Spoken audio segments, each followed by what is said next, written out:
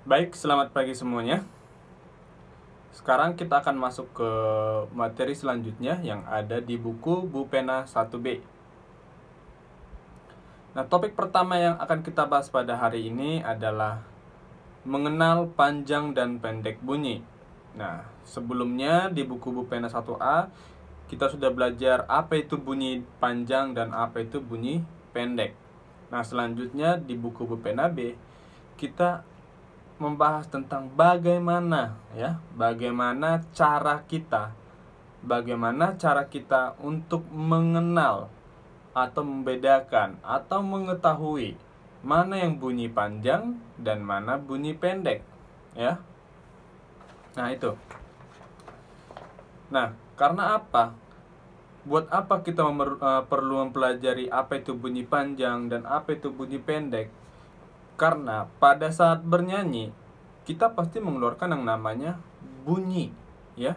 Jadi saat kita bernyanyi itu pasti akan mengeluarkan bunyi. Nah, bunyi ini ada yang bermacam-macam, ya, banyak. Kalau misalnya kita bahas lebih lebih dalam atau lebih luas kita bahas, bunyi ini ada berbagai macam dan itu nanti akan sangat jauh. Tapi di sini cukup kita batasi sampai misalnya ada bunyi panjang dan ada bunyi pendek, ya. Nah, kalau kalian melihat di buku di halaman 8 ya, buku Bpna 1B. Di situ ada arahan ketika ada tanda titik, ya, ketika ada tanda titik itu artinya adalah bunyi panjang. Kemudian kalau misalnya dia adalah garis, berarti dia bunyinya pendek. Nah, tapi bukan gini.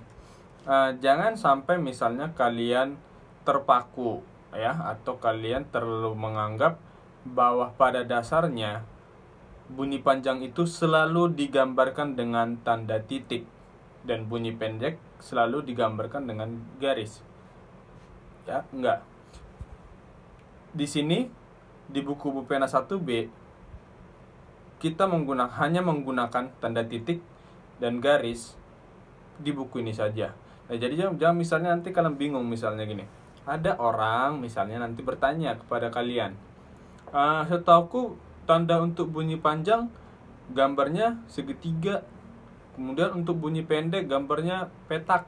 Nah, tidak masalah, ya, karena apapun gambarnya, apapun tandanya, selama tujuannya adalah untuk membedakan bunyi panjang dan bunyi pendek, tidak masalah, ya. Mau apapun tandanya, mau gambar layang-layang atau misalnya gambar trapesium, itu nggak masalah, ya. Itu nggak masalah. Jadi jangan misalnya kalian nanti ada orang yang berkata seperti itu, kalian langsung bilang itu salah, tidak, ya. Nah, asalkan intinya sama, tujuannya sama untuk membedakan mana bunyi panjang dan bunyi pendek, tidak masalah. Yang penting ada penjelasan diberikan bahwa simbol tersebut atau tanda tersebut tujuannya untuk bunyi panjang, untuk menunjukkan mana yang bunyi panjang dan mana bunyi pendek, ya. Yang penting tandanya jelas dan diberikan arahan bahwa tanda tersebut tujuannya adalah untuk membedakan bunyi, ya, mana bunyi panjang dan mana bunyi pendek. Jadi saat ini kita akan menggunakan tanda titik dan garis untuk membedakan bunyi panjang dan bunyi pendek. Nah, sekarang bagaimana cara kita untuk mengenal atau mengetahui bagaimana bagian yang mana bunyi panjang dan bagian yang mana bunyi yang pendek? Nah, pertanyaannya sekarang di situ. Cara paling gampang seperti yang sebelumnya waktu Bupena 1A Bapak sudah jelaskan. Cara paling gampang adalah dengan menyanyikan lagu tersebut, ya.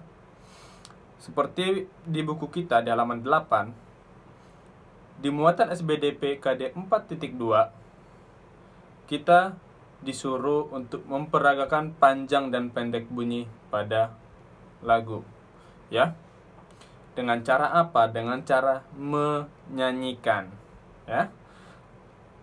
Nah, di sini ada lagu judulnya Bangun Tidur. Kalian bisa lihat sambil kalian perhatikan juga buku kalian di buku pena 1B ya, halaman 8. Ini Bangun Tidur, judulnya ciptaan dari Pak Kasur. Nah, sekarang kita nyanyikan. Bangun tidur, ku terus mandi, tidak lupa menggosok gigi. Habis mandi ku tolong ibu membersihkan tempat tidurku. Nah, kalau misalnya kurang jelas, Bapak akan nyanyikan sekali lagi. Bangun tidur, ku terus mandi, tidak lupa menggosok gigi. Habis mandi, ku tolong ibu membersihkan tempat tidurku. Nah, kalian tentu bisa membedakan mana yang pendek, bunyi pendek, mana bunyi panjang. Ya, untuk kita bahas yang lebih untuk yang bunyi panjangnya terlebih dahulu. Bunyi panjang seperti yang terdapat di buku kalian, ya, terdapat pada kata di.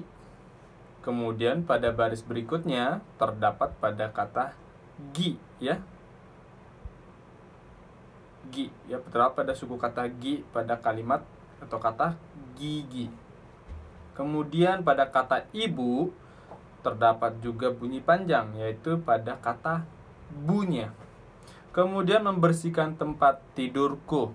Nah, dalam baris keempat ini, pada kata tidurku itu terdapat bunyi panjang juga, yaitu pada kata ku, ya.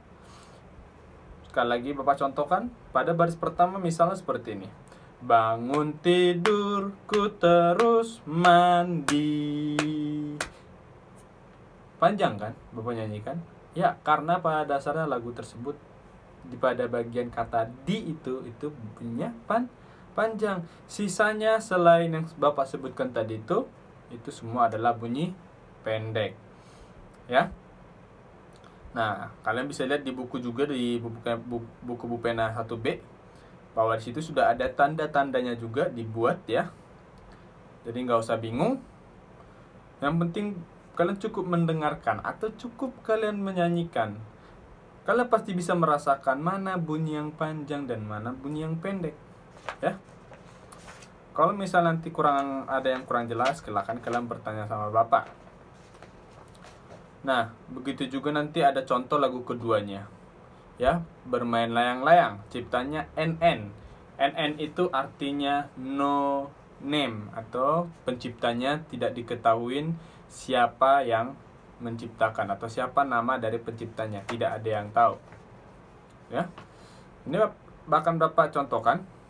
Ku ambil bulu sebatang, ku potong sama panjang, ku raut dan ku timbang dengan benang, ku jadikan layang-layang.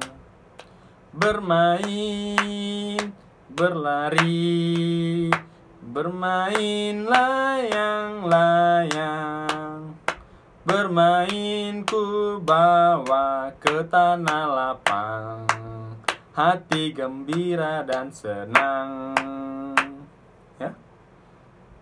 Kalian pasti bisa membedakan mana yang bunyi pendek, mana bunyi panjang, ya. Tapi kalau misalnya kalian masih agak bingung, kalian bisa ulang lagi kalian mundurin lagi waktunya, kalian putar ulang lagi cara Bapak menyanyikannya.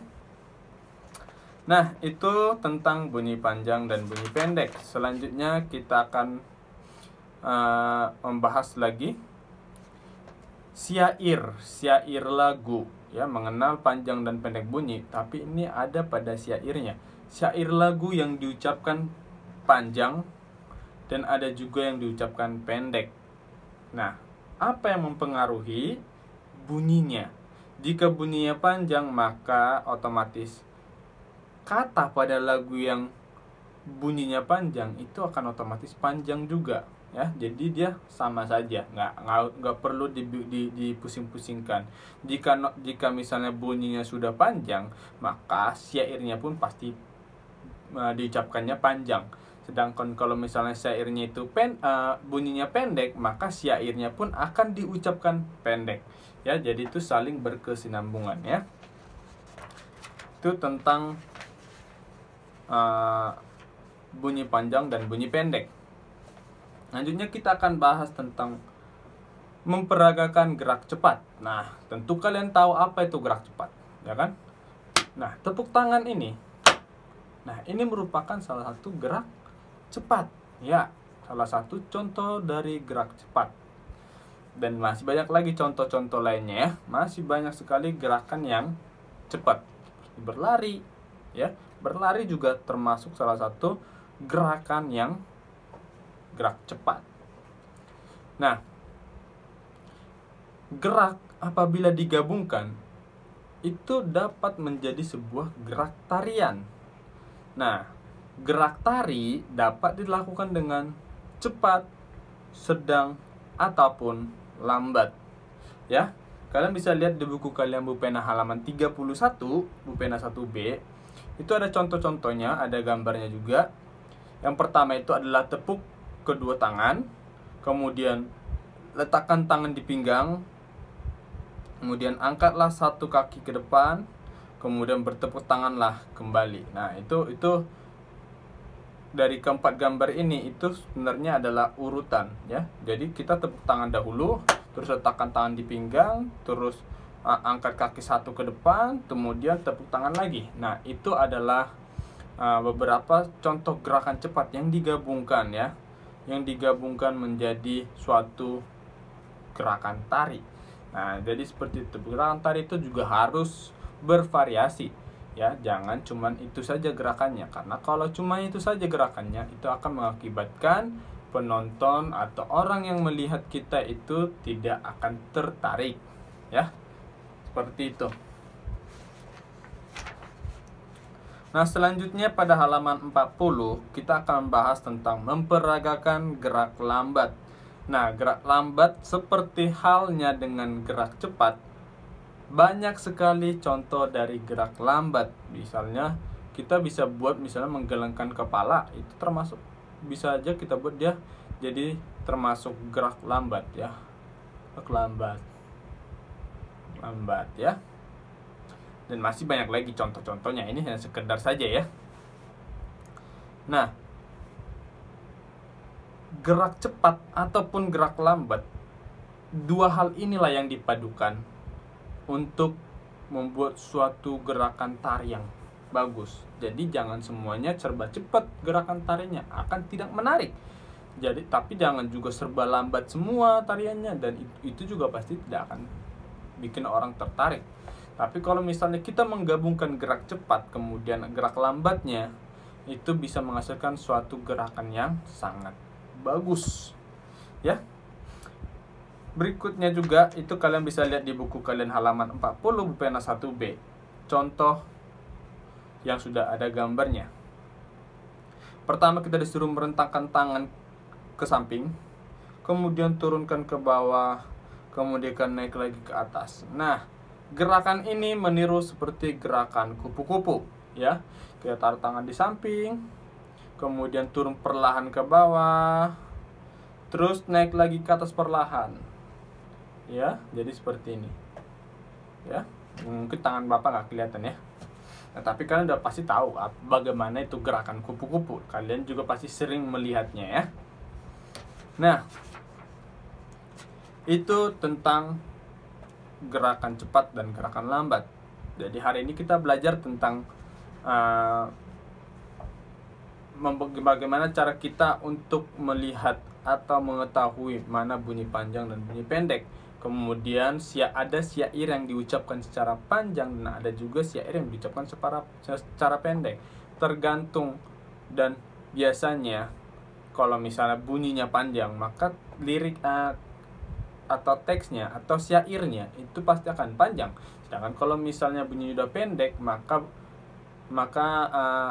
kata-katanya atau syairnya pun itu akan diucapkan pendek. Nah, kemudian kita belajar tentang ada gerakan cepat dan kemudian ada juga gerakan lambat. Ya, kedua gerakan ini dapat dipadu menjadi sebuah tarian yang sangat bagus. Contoh-contohnya juga ada di buku, kalian bisa perhatikan. Atau misalnya kalian bisa lihat banyak contoh tarian dari YouTube atau dari Google, ya, banyak sekali. Pasti ada gerakan cepatnya dan ada gerakan lambat, ya. Baik, sampai di sini materi kita. Nanti minggu depan kita akan bahas lebih banyak lagi. Jika ada yang ingin ditanyakan, segera langsung hubungin Bapak, ya, langsung di Japri. Baiklah, sampai di sini pertemuan kita hari ini. Kita lanjutkan minggu depan.